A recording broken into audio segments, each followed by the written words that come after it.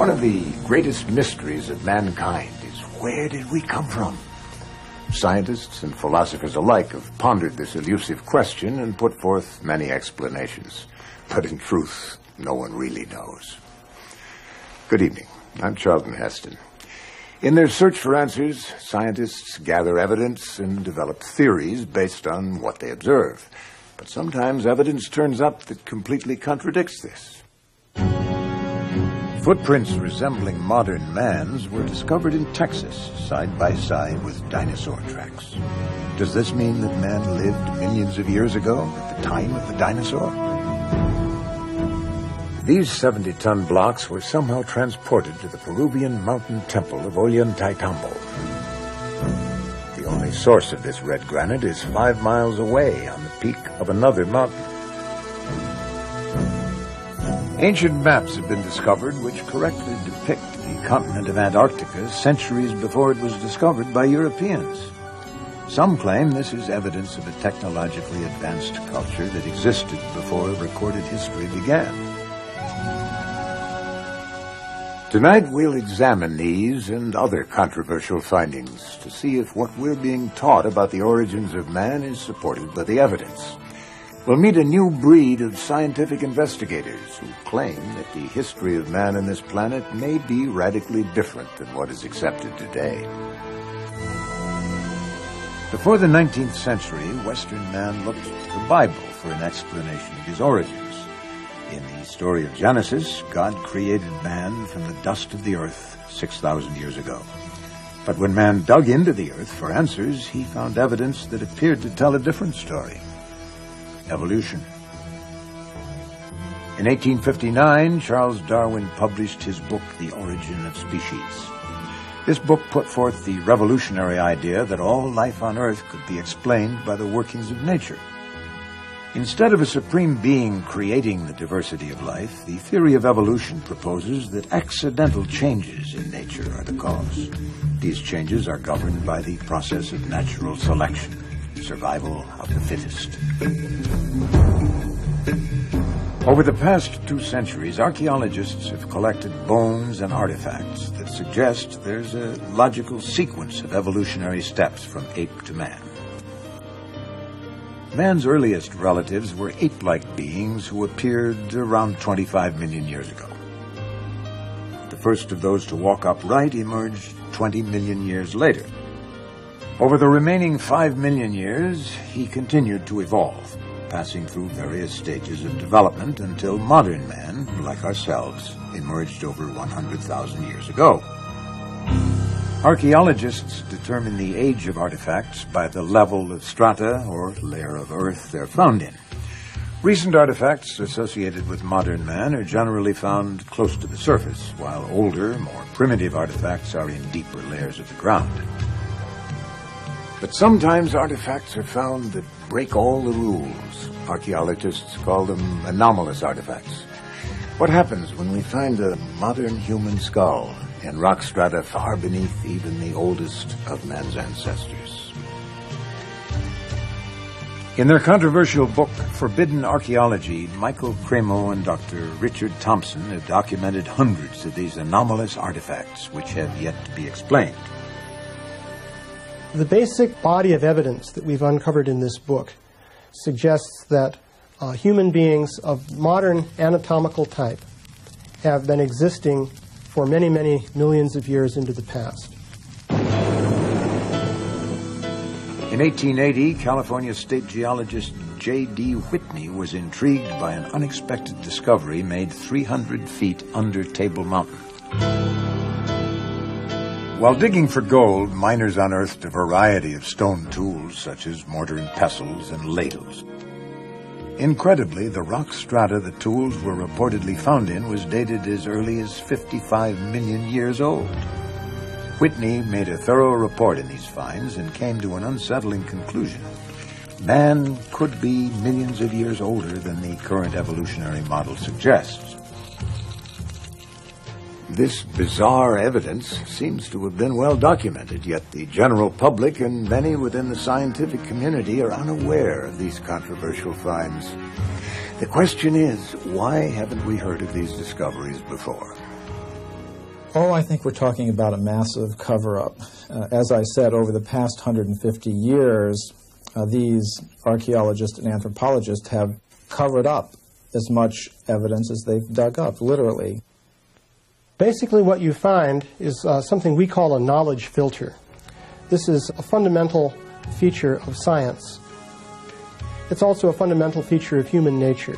People tend to filter out things that don't fit, that don't make sense in terms of their paradigm or their way of thinking. So in science, you find that evidence that doesn't fit the accepted paradigm tends to be eliminated. It's not taught, it's not discussed, and people who are educated in scientific teachings generally don't even learn about it. Conventional theory states that modern man originated in southern Africa around 100,000 years ago.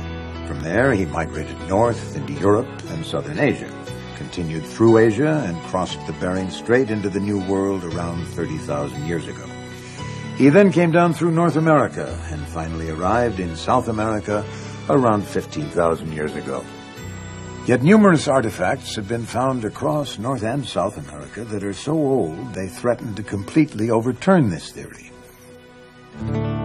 According to geologist Virginia Steen McIntyre, she was silenced at the height of her career because of her determination to report the facts. In the summer of 1966, a collection of stone tools, including this leaf-shaped spear point, was uncovered at Hueyatlico, Mexico.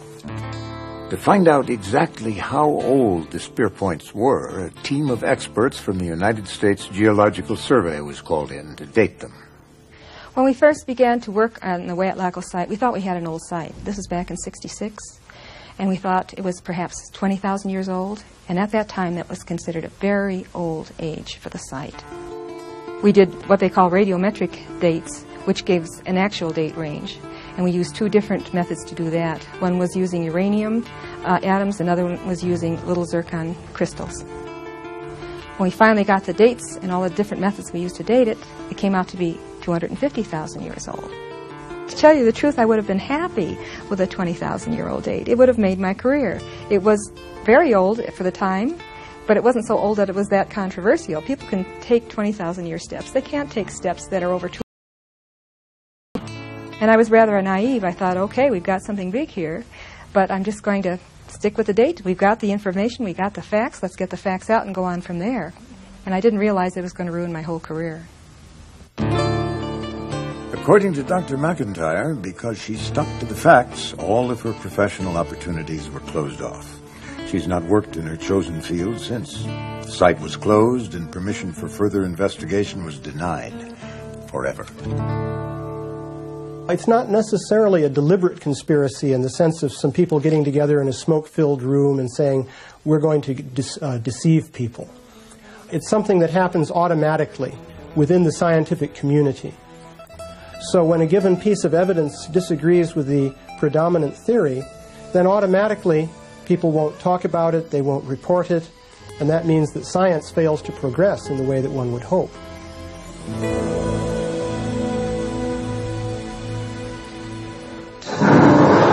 Dinosaurs left their tracks on this riverbank 100 million years ago. Did humans walk here at the same time? Next, a man who claims these prints are proof that humans lived with the dinosaurs. Ever since dinosaurs were first discovered in the 18th century, they've fascinated people of all ages. The Tyrannosaurus rex stood over 30 feet in height. He's considered the most ferocious predator ever to walk the earth. A brontosaurus grew to the length of 3 city buses. He weighed more than 90 tons. The reign of the dinosaur ended, according to one theory, when a giant meteor crashed into the earth with the force of thousands of hydrogen bombs. A cloud of dust was raised, which blocked the sun for years. This marked the end of the dinosaurs. According to conventional scientific theory, no human beings were alive then to witness these events. Or were they? Over 100 million years ago, the limestone bedrock of the Paluxy River in Texas was a muddy plain. It was here that countless dinosaurs left their footprints to be fossilized and preserved forever. But the tracks of another creature have also been preserved in these banks. possibly the tracks of man. Archaeologist Carl Bau has led the investigation of these controversial prints for over 12 years. My reaction was one of shock. I had heard of human footprints being found in this locale on the Biloxi near Glen Rose, Texas, but I was rather skeptical. And here, after removing actual rock layers, the team and I excavated a series of dinosaur footprints. And 18½ inches from one of those dinosaur footprints, we excavated a 16-inch human footprint. We excavated 12 footprints in a series. And when you find a trail with left-right pace and stride, the right distance apart, then you have to interpret this as belonging to humankind. It's been claimed that the Biloxi River footprints are a hoax carved into the limestone bedrock as a tourist attraction. Well, we found trails leading under limestone ledges and actually removed the limestone ledges one slab of rock at a time. And we found that both the dinosaur footprints and the trail of human footprints continued under the rock ledges. This evidence is real. Today, many of the so-called human prints have fallen victim to erosion and the hands of vandals. But Carl Bau is in possession of one of the most compelling prints ever found.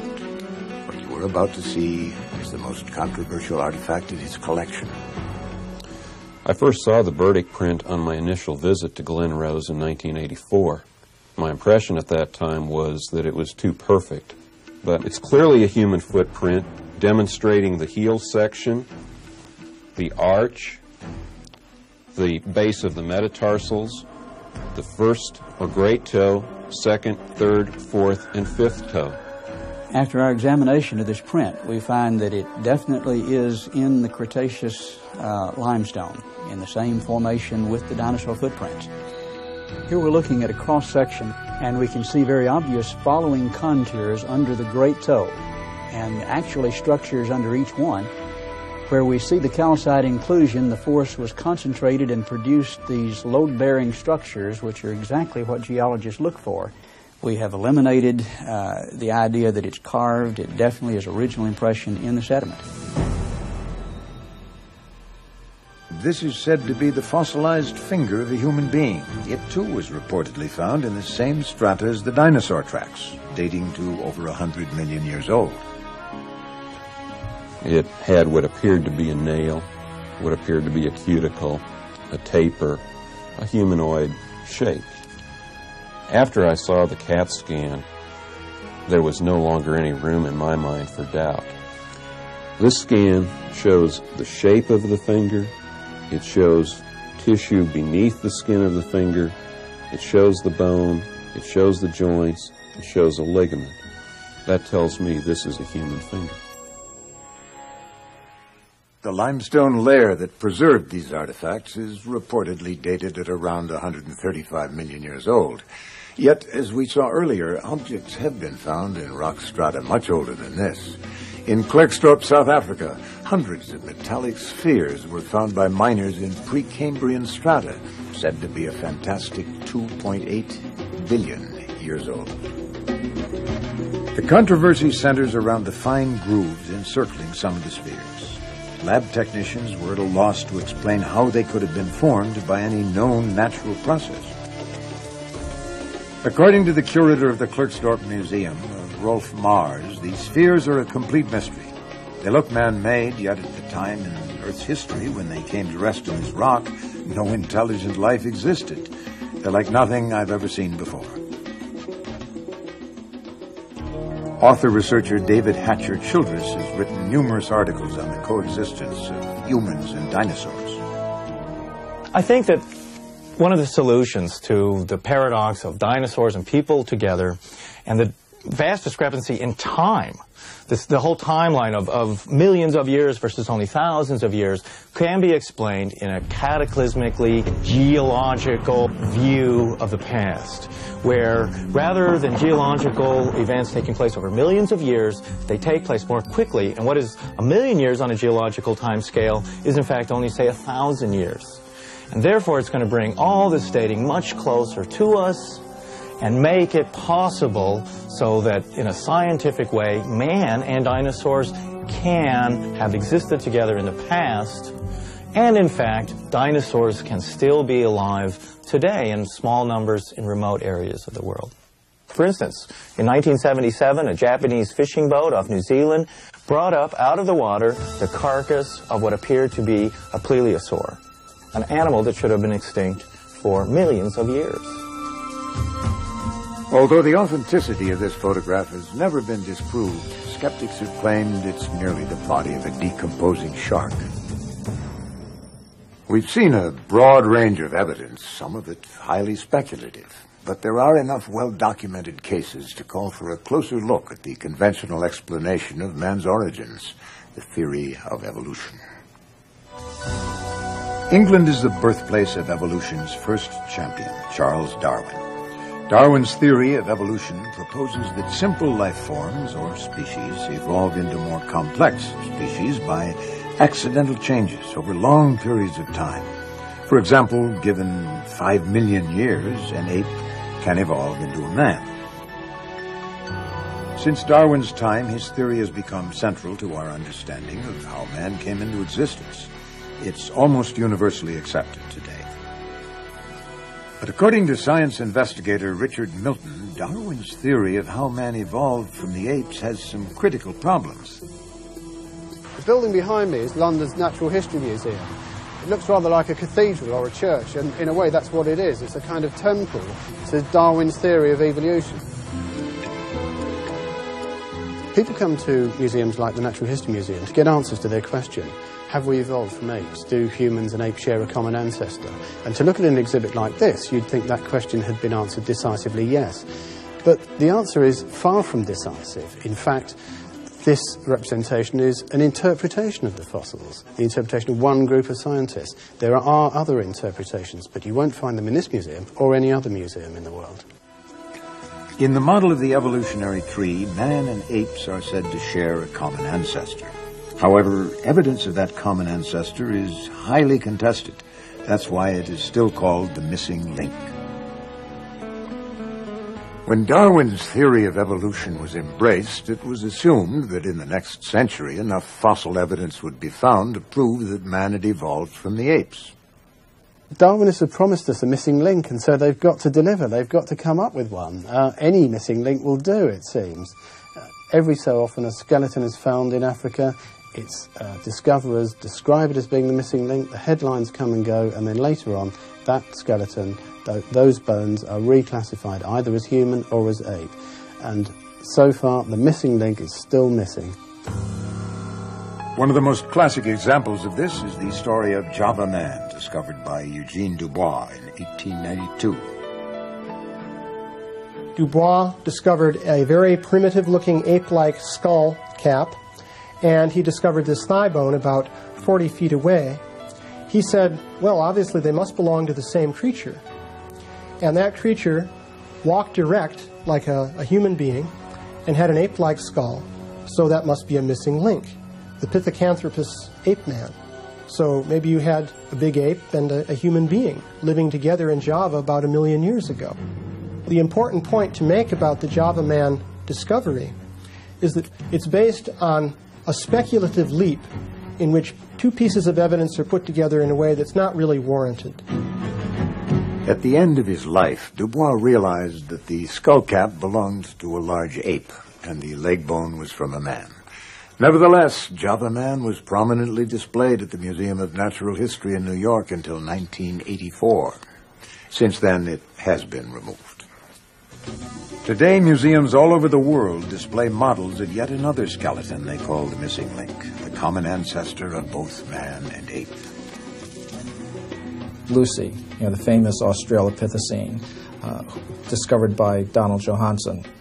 He says she was very human-like, but I was at a conference of anthropologists where many of them were making a case that she was hardly distinguishable from an ape or a monkey. These bones have been restored to resemble a missing link, part human, part ape, and Lucy is now thought of as being our long-lost ancestor. But this is merely an interpretation, the interpretation of one group. Those same bones can be, and they have been taken by scientists, and identified as simply an extinct ape. Nothing to do with us at all. The newspapers are constantly reporting new discoveries that add to our understanding of man's origins, but so far, conclusive evidence of a missing link has not been found. So what happens to the evolutionary model if the missing link does not exist at all? Without it, there's little support for man's connection with the apes, and the model simply collapses. Some people have said to me, how can you criticize the theory if you don't have something to replace it with? Well, I don't accept that. If the emperor hasn't got any clothes on, then the emperor hasn't got any clothes on. It's not my fault. It seems to me that if Darwinism is wrong, then somebody has got to point the finger. Next, we will visit the mysterious city of Tiahuanaco, built at an altitude of 12,500 feet, with stones weighing 150 tons. This could be the oldest city in the world, built by a civilization as yet unknown. In order to unravel the mystery of man's origins, we must follow the path of civilization.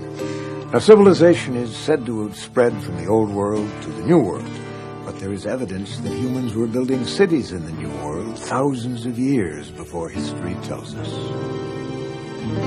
Traditionally, the oldest city in the world is thought to be Jericho in the Old World, dated to around 8,000 BC.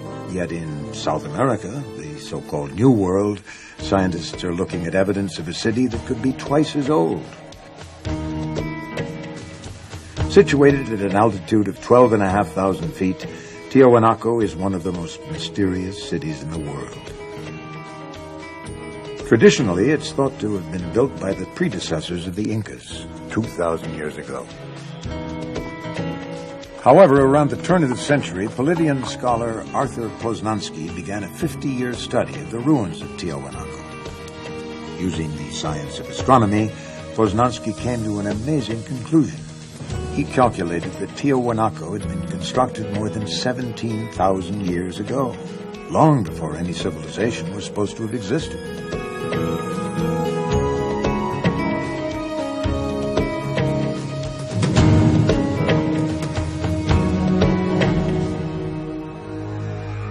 Poznański called this fabulous city the cradle of civilization.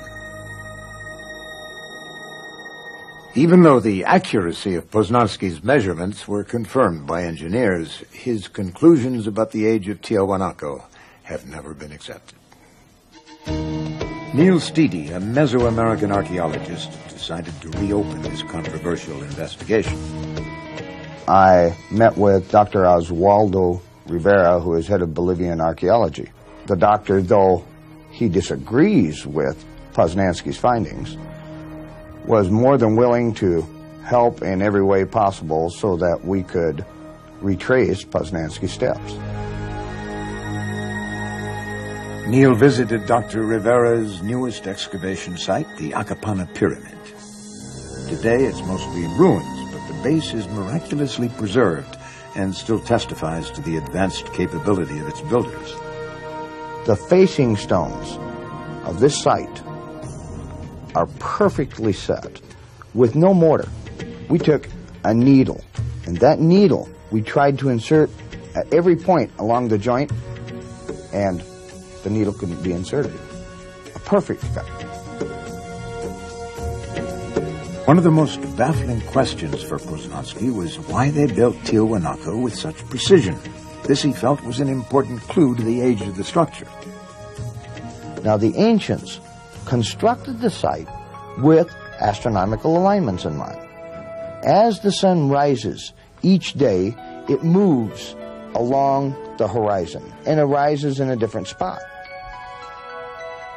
To measure this movement, they built the temple itself as a giant clock to tell them how the progression of the sun was proceeding. And we can use those same astronomical alignments to date the site. Poznański observed that on the first day of spring, the sun rose exactly in the center of the temple, through the archway. Based on the layout of the temple, he deduced that on the first days of winter and summer, the sun should rise directly over each of the huge cornerstones. But he found this was not the case. The position of the sun was for some reason slightly outside of the corner markers. He wondered what that reason was. In Tiahuanaco, and in the other ancient sites surrounding it, the architecture is perfectly aligned to the cardinal points. The buildings are deliberately oriented to the cardinal points. But if we measure each building precisely, we will find errors. I believe these are simple errors of construction, not at all related to the date of construction. After observing the perfection with which this site is built, with 100-ton stones, to suggest that such things as the solstice markers are misaligned, I find incredible. No, I think the solstice markers were probably very precisely located, as everything else in the site. And in fact, this is the very argument that Poznański used to calculate the antiquity of the site. By measuring the angle of the cornerstones and comparing that angle to today's sunrise position, Poznański was able to calculate that Tiahuanaco was built 17,000 years ago. At that time, the tilt of the Earth's axis was slightly different than it is today. So the summer and winter suns would have risen directly above the ancient cornerstones. The only correction that I would make is that we now have better astronomical measurements due to satellites and computers. And I would suspect the date would be more like 12,000 years ago. But that still makes Tiahuanaco the oldest city known on the face of the earth. In his Chronicles of Peru, written in the 1600s, Garcia de la Vega wrote that when the Spanish first arrived in South America, they asked the Incas who built this incredible city of Tiahuanaco. Did you build it? The Incas said, no. In fact, they laughed at the idea. They said, we had nothing to do with it. This was built thousands of years before our time. The current view says that man arrived in South America around 15,000 years ago, a wandering hunter-gatherer. Yet the evidence we've seen suggests that Tiahuanaco was designed by an advanced civilization. A chance discovery reveals just how advanced they may have been. While restoring the ancient temple of Pumapunka, Dr. Rivera and his team discovered a long-lost secret of the ancient builders. They found a strange depression between two blocks of stone. Upon clearing out the debris, they noticed the unmistakable glint of metal.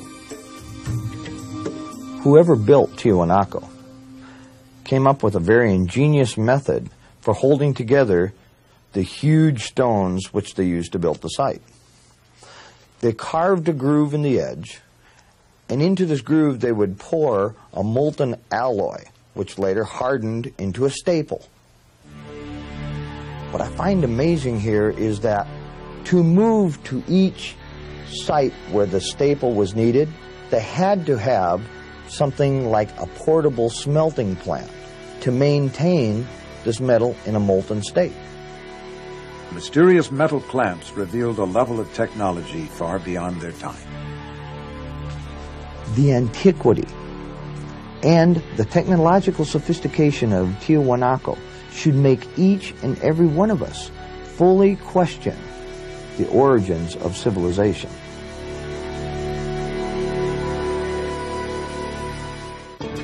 Where did the ancient Tiahuanacans learn this complex process? The answer may lie halfway around the world at one of man's most mysterious monuments, the Great Sphinx of Egypt.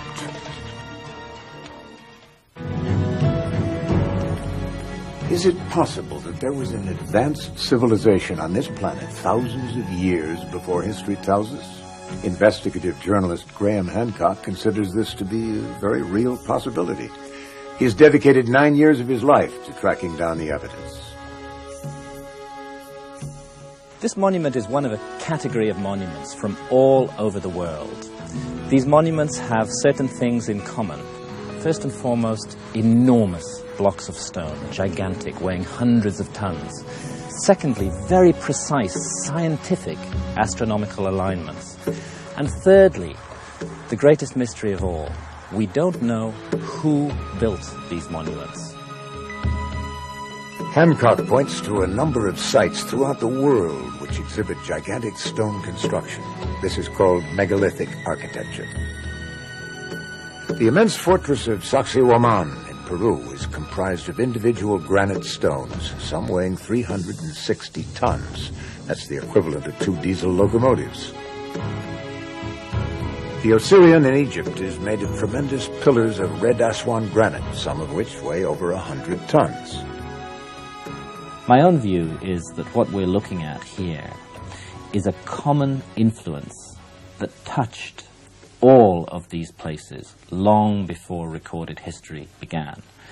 A remote third-party civilization unidentified by historians that had a presence in Mexico, that had a presence in South America, that had a presence in Egypt and elsewhere, and that left behind a legacy of knowledge in all of those places. In 1993, an independent Egyptologist, John Anthony West, shocked the world with geological evidence that the Sphinx in Egypt could be 12,000 years old. Recently, astronomer-engineer Robert Bauval, using a computer model of the Giza Plateau, made a startling discovery which seems to confirm this ancient age of the Sphinx.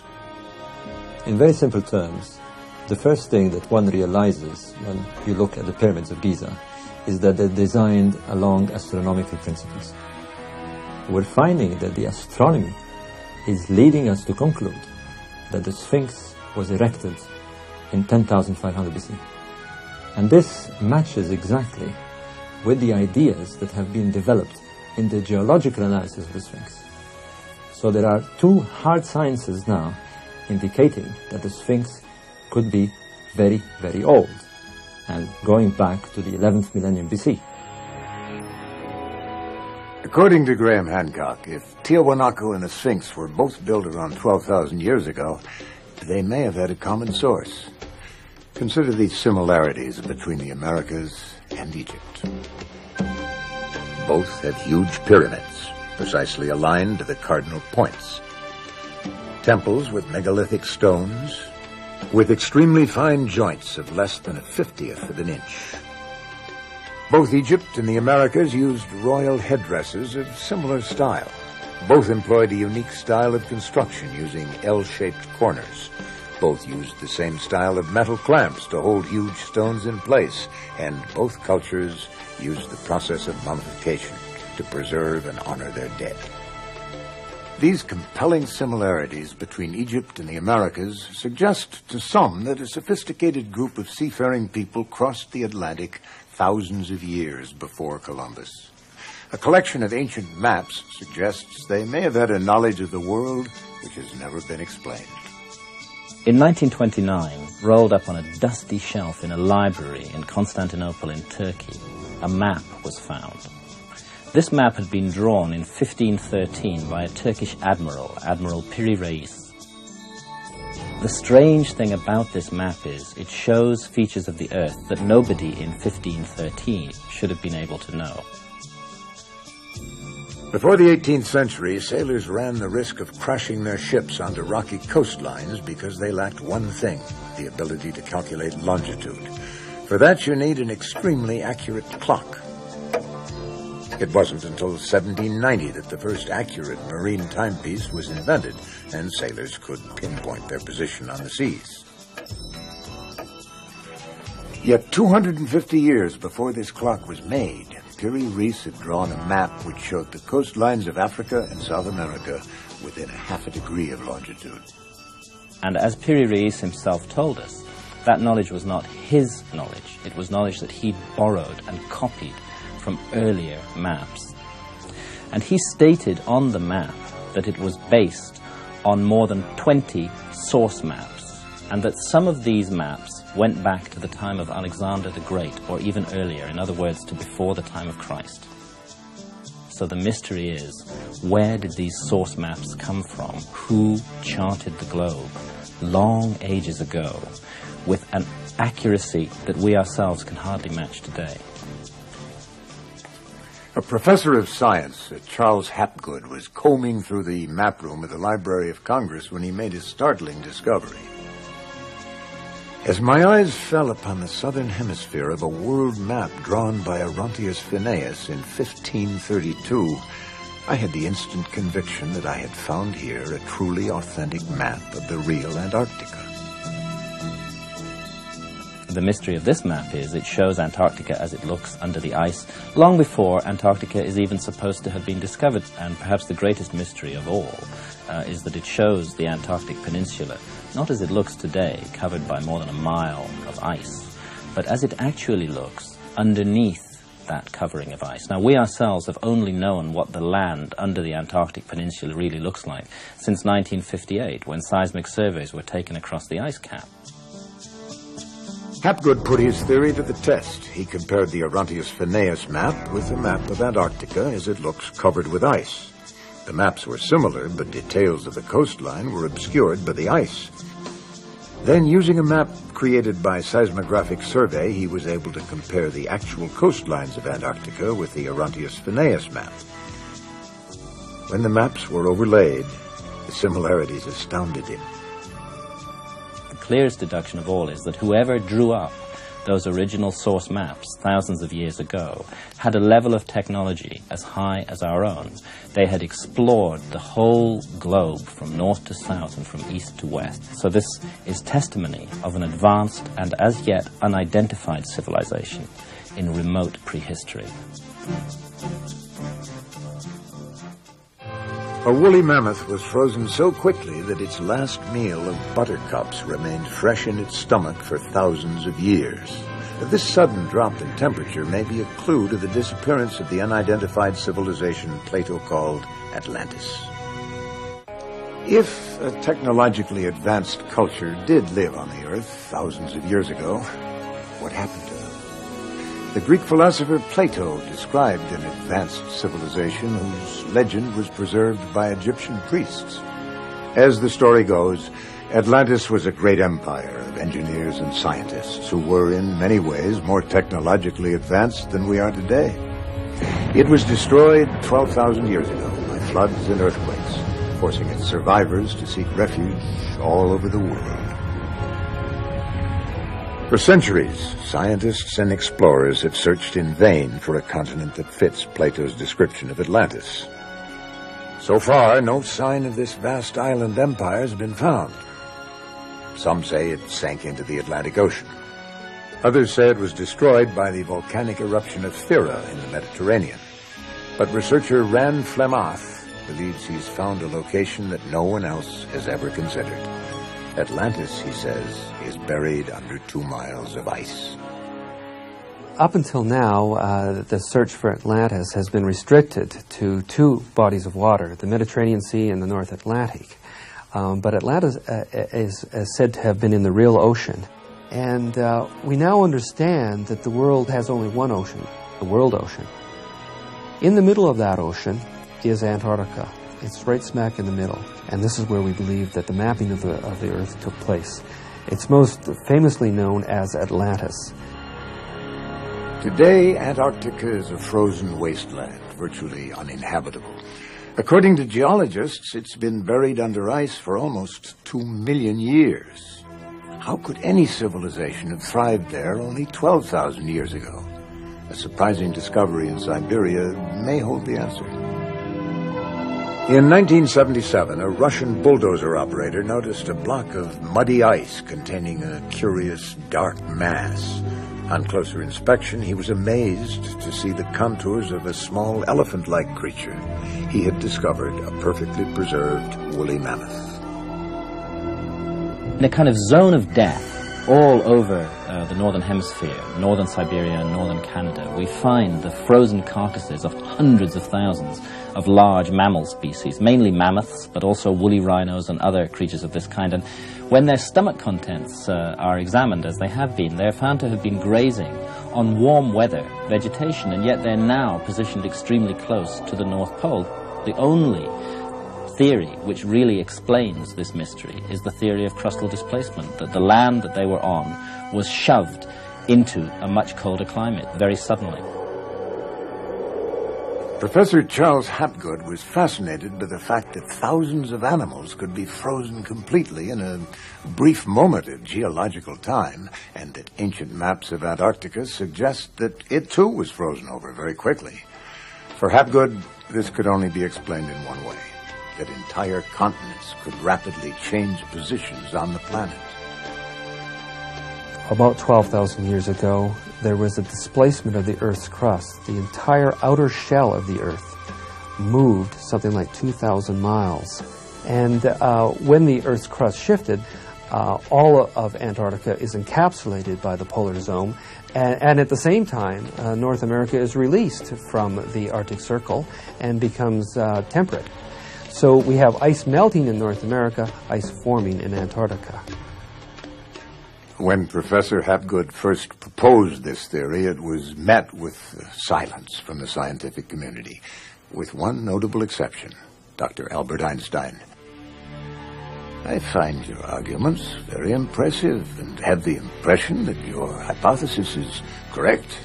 One can hardly doubt that significant shifts of the crust of the Earth have taken place repeatedly and within a short time. This controversial theory is based on a well-accepted fact. The individual continents have been slowly drifting apart for millions of years. This is possible because the outer crust of the Earth floats upon a semi-liquid layer. Hapgood's theory of crustal displacement takes this principle one step further. It states that the entire crust of the Earth can shift in one piece, like the loose skin of an orange. Hapgood documented 3 Earth crust displacements in the last 100,000 years. We believe that they happen every 41,000 years. The last one happened 11,500 years ago, so we're not due for another Earth crust displacement for 29,500 years. According to Hapgood's theory, this cataclysmic shift is caused by an imbalance of ice on the polar caps. Over time, ice builds up at the poles, reaching as much as 2 miles in thickness. The tremendous weight of the ice causes an imbalance on the globe. The ice shifts, dragging the outer crust and the continents in one piece to new positions. The polar caps are now in a warmer climate where they begin to melt, while temperate lands are in the polar regions where they freeze and build up ice. If Hapgood's theory is possible and land masses can suddenly shift 2,000 miles, it might explain how an entire continent and its people could have been lost to history. I am convinced by the evidence that we are a species with amnesia. We have forgotten something of great importance from our own past. When we recover it, we'll realize for a start that our civilization isn't the apex of creation. It isn't the pinnacle towards which everything has been building throughout all of geological time. Rather, it's part of an up and down, a flow, that it's possible for a civilization to reach a very high level of advancement and be wiped out. This is something we've never really confronted, and we need to confront it. We have met the experts and looked at the evidence that seems to contradict our conventional theories about the human race. Numerous artifacts indicate to some scientists that man could be millions of years old, throwing into question our descent from the apes. Ancient maps and megalithic architecture suggest that an advanced culture may have existed 12,000 years ago, their homeland wiped out by a cataclysm that rearranged the entire face of the planet. It's been said that man has made the climb from Stone Age to civilization more than once, and that our present time is just the latest in this cycle. But only if the evidence is allowed to speak for itself will we ever learn the truth about the mysterious origins of man.